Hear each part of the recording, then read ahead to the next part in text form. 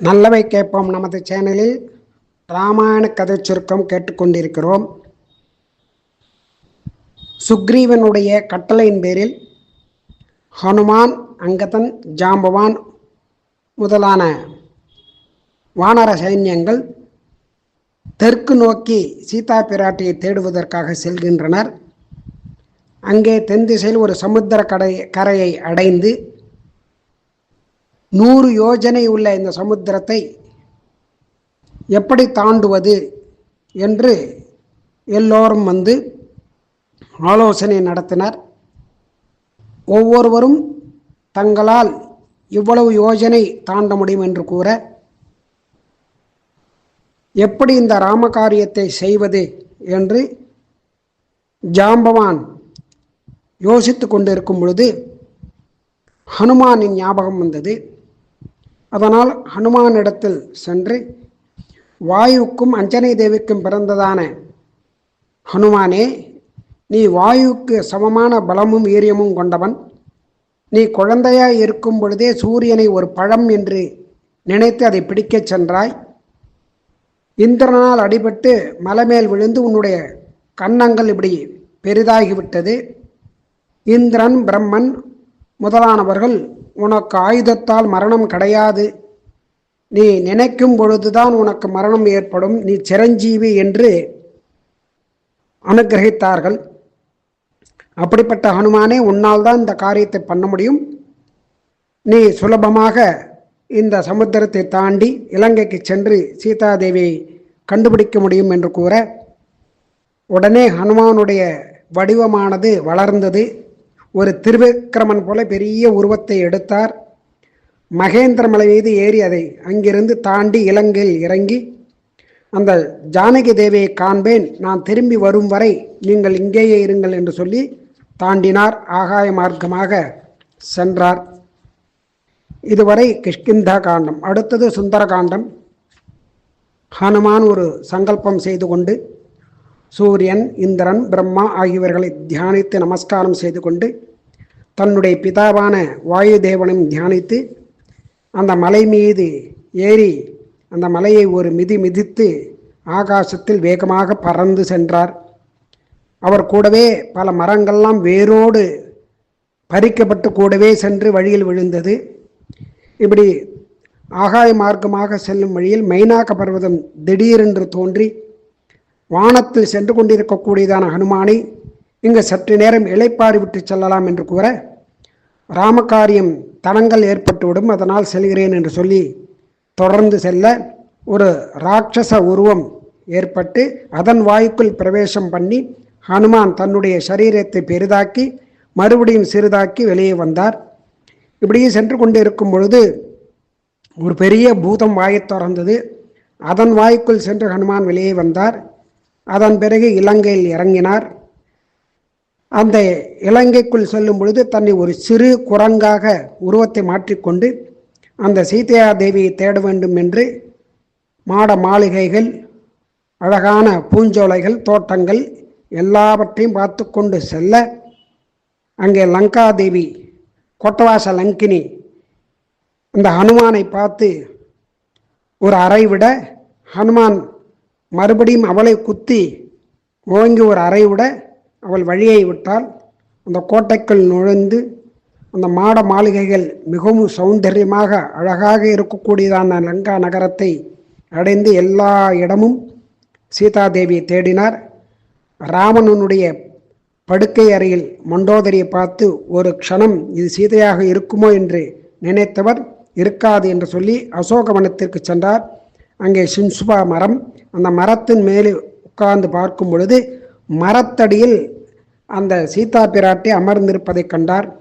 வஸ்திரங்கள் மலிந்தும் உடல் நலிந்தும் காணப்படக்கூடியதான அந்த தேவி அவருடைய திருமேனியில் எந்த விதமான ஆபரணங்களும் இல்லாததை கண்டு இவரே சீதாதேவி என்று நிச்சயித்து அப்படியே அங்கேயே அமர்ந்திருந்தார். அந்த சீதாதேவியை சுற்றி பல கோரமான ராட்சசிகள் அமர்ந்திருந்தார்கள், காவல் காத்து கொண்டிருந்தார்கள். அப்பொழுது ராவணன் அங்கு வந்து சீத்தையை பார்த்து தன்னுடைய பெருமைகளை பிரபாவங்களை எல்லாம் சொல்லி ராமனுடைய குறைகளை சொல்லி நீ என் விருப்பத்திற்கு சம்மதிக்க வேண்டும் என்று கூற சீதாதேவி தர்மத்தை உபதேசம் பண்ணி நீ அவ்வாறு நினைக்க கூடாது என்று சொல்லி, நீ அப்படி செய்தால் நீயும் அழிந்து போவாய், இலங்கையும் அழிந்து போகும் அப்படின்னு சொல்லி உபதேசம் செய்கிறாள். பிறகு ராட்சசிகளை பார்த்து நீ எடுத்து சொல்லுங்கள் நீங்கள் எல்லோரும் என்று கூறிவிட்டு ராவணன் சென்று விடுகிறான். ராட்சசிகள் ராவணனை அடைவதற்கான புத்திமதிகளை எல்லாம் சீதைக்கு கூறுகிறார்கள். சீதை தன்னை காப்பாற்றுவதற்காக யாரும் வரவில்லையே என்று பல மாதங்களாக பார்த்து, இனிமேல் நாம் இங்கு உயிருடன் இருப்பது அர்த்தமில்லை என்று தன் உயிரை மாய்த்து கொள்வதற்காக நினைக்கும் பொழுது திரிஜடை அங்கே நான் ஒரு கனவு கண்டேன் என்று சொல்லி இலங்கை அழிகிறது, ராமன் உங்களை காப்பாற்றி செல்கிறார், ராவணன் அழிந்து போகிறான் என்று எல்லா விஷயத்தையும் சொல்கிறார். அப்பொழுது சீதைக்கு ஒரு மங்களகரமான சகுனங்கள்லாம் ஏற்படுறது. அதனால் உயிரை விடுவதை மறந்து உட்கார்ந்திருக்கிறாள். ஹனுமான் இதையெல்லாம் பார்த்து விட்டு மேலிருந்து ராமஜபம் செய்ய ஆரம்பிக்கிறார்.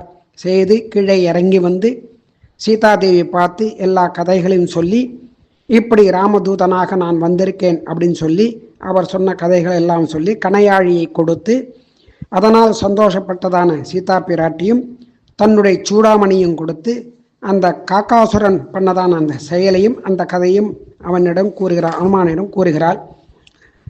உடனே ஹனுமான் சீதா பிராட்டியை தன்னுடைய தோளில் ஏறிக்கொள்ளுமாறு நான் அழைத்து கொண்டு செல்கிறேன் என்று கூட, அவ்வாறு செய்யக்கூடாது, ராமர் இங்கு வருவார், என்னை காப்பாற்றுவார், ராவணனை அழிப்பார், இலங்கையை அழிப்பார், பிறகு நான் செல்வதுதான் தர்மம் என்று சொல்லி அனுப்பிவிட ஹனுமான் சீதையிடம் விடைபெற்று சென்று பெரிய உருவத்தை எடுத்துக்கொண்டு அந்தப்புற தோட்டத்தை எல்லாம் நாசம் செய்கிறார்.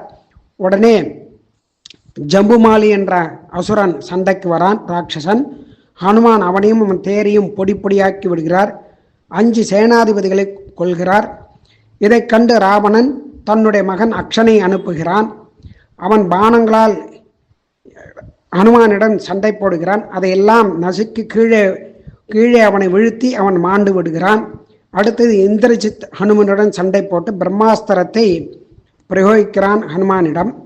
பிரம்மாஸ்திரத்துக்கு கட்டுப்பட்ட ஹனுமான் ராவனுடைய சபைக்கு சென்று ராவணனை பார்த்து, நான் சுக்ரீவனுடைய மந்திரி, ராமனுடைய தூதன், நீ சீதையை ராமனிடம் ஒப்படைத்து விடு, இல்லை என்றால் நீயும் அழிவாய், லங்கையும் அழியும் என்று சொல்ல, தூதனை கொல்லக்கூடாது என்று அவன் வாளிலே நெருப்பு வைக்க வேண்டும் என்று ஏதாவது சின்ன ஒரு தண்டனை கொடுக்க வேண்டும் விபீஷணன் சொல்ல, நெருப்பு வைங்கள் என்று ராவணன் கூறுகிறான். ஹனுமானுடைய வாளில் நெருப்பு வைக்கப்படுகிறது. உடனே ஹனுமான் எல்லா இடத்தையும் நெருப்பினால் தீக்கு இரையாக்குகிறார். அசோகவனத்தில் அந்த நெருப்பானது பரவவில்லை. உடனே சீதா பிராட்டி ஹனுமானுக்கு அந்த அக்னியானது எதுவும் உபத்திரமம் செய்யக்கூடாது என்று பிரார்த்தித்துக் கொள்கிறார்.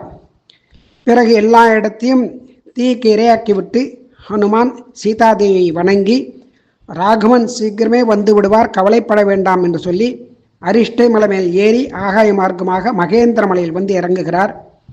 ஜாம்பவான் ஹனுமானை பார்த்து அங்கே நடந்ததையெல்லாம் கேட்டுக்கொண்டு, இனி இதற்கான தீர்மானத்தை ராமபிரான் தான் முடிவெடுக்க வேண்டும் என்று சொல்லி எல்லோரும் அங்கே போய் சொல்லலாம் என்று கிளம்புகிறார்கள். மதுவனத்தில் இவர்கள் தேன் பழங்கள் எல்லாவற்றையும் நன்றாக சாப்பிட்டு நாசம் செய்கிறார்கள். ததிமுகன் சுக்ரீவனிடம் கூறுகிறான், அவன்தான் காவலாளி. அவன் கூறுகிறான், எல்லாரும் இங்கு வர சொல்லுங்கள் என்று சொல்ல எல்லோரும் சுக்ரீவனிடம் சென்றார்கள். ஹனுமான் ராமனை வணங்கி கண்டேன் சீதையை என்று சொல்லி அந்த தெற்கு திக்கை நோக்கி வணங்கி இலங்கையில் நடந்ததான எல்லா விஷயங்களையும் ராமபிரான் இடத்தில் விண்ணப்பம் செய்கிறார். சீதாதேவி கொடுத்த கணையாழியை அவரிடம் கொடுக்கிறார். அந்த கணையாழியை சீதா பிராட்டி கொடுத்ததை கொடுத்தேன் என்று சொல்லி சீதா பிராட்டி கொடுத்த சூடாமணி இதோ இருக்கிறது என்று கொடுக்கிறார்.